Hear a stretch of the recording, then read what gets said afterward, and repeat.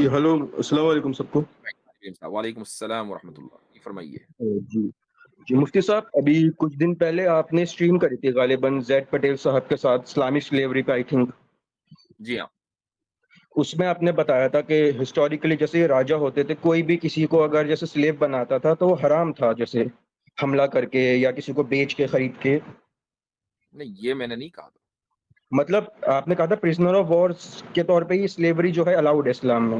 ہاں بالکل، یہ تو بات درست۔ جیسے ہمیں جی جی جیسے ہمیں ہسٹوریکلی ملتا ہے، جیسے قطب الدین ایبک کو ان کے بھائیوں نے بیچ دیا یا لوگ اپنے بچوں کو بیچ دیا کرتے تھے، تو ہمیں ہسٹوریکلی کیونکہ یہ حرام تھا سب، تو ہمیں ہسٹوریکلی کوئی ریکارڈ ملتا ہے کسی اسکالر نے اس چیز کو کرٹیسائز کرا ہو؟ رک جائیے، جی فرق ہے، وہ یہ ہے کہ ہم جو بات کر رہے ہیں وہ یہ کہ ایک غلام غلام بنتا کیسے ہے، وہ بنتا جی ہے جی جنگ کے نتیجے میں، لیکن جب وہ غلام بن گیا تو اس کو بیچا جا سکتا ہے، اس کو خریدا جا سکتا ہے۔ مطلب وہ ایلیجیٹمیٹ وے سے بھی بن گیا، جیسے کسی نے اپنے بچوں کو بیچ دیا یا کسی نے کسی کو کڈنیپ کر کے بیچ دیا، تو وہ مطلب حرام نہیں ہوگا پھر وہ ایسے؟ وہ حرام ہے، اور اس کو خریدنا اور فروخت کرنا، اگر آپ کو یہ پتہ چل جائے کہ اس کو الیجیٹمیٹ انداز سے غلام بنایا گیا ہے تو اس کو خریدنا اور فروخت کرنا حرام ہوگا۔